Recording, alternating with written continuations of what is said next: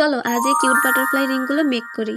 খুবই easy process. এটা make করতে আমাদের লাগবে প্লাস্টিক থ্রেড আর এই বিটস গুলো। তো ফার্স্টে নিয়ে নিব রেড কালারের বিটস, এরপর লেফট রাইট দুই সাইড 5টি করে গ্রিন কালারের বিটস ইনসার্ট করে নিব। তারপর আবার দুই সাইডে 2টা করে বিটস ইনসার্ট করে নিব।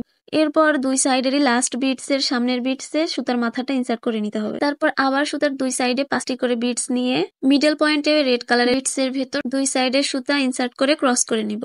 এরপর আবার একটি রেড কালারের বিটস নিয়ে দুই সাইডের সুতার ভেতর ইনসার্ট করে ক্রস করে নিব। ক্রস করা হয়ে গেলে রেড কালারের বিটস এর দুই সাইডে যে 2টা করে বিটস পরে ওই বিটস গুলোর দুই সাইডে সুতা ইনসার্ট করে নিতে হবে। এরপর আবার 5টি করে বিটস নিয়ে লেফট রাইট দুই সাইডে ইনসার্ট করে নিব। তারপর আবারও সেম প্রসেসে দুই সাইডে সুতা নিয়ে দ্বিতীয় রেড বিটস এর ভেতর দিয়ে ইনসার্ট করে দিতে হবে। এরপর দেখো কি একটা মিস্টেক হয়ে গেল। ব্যাপার না, আমি আবারও ঠিক করে নিয়েছি। হাম ইতনি আসানি সে হার নেই মানতে।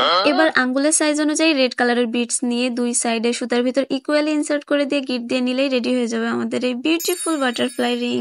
জাস্ট লুকটা দেখো, এটা তো মনে হচ্ছে আমি আর খুলবই না। তো আমি আর কথা না বলি, একটা সিনেমাটিক শর্ট হয়ে যাক।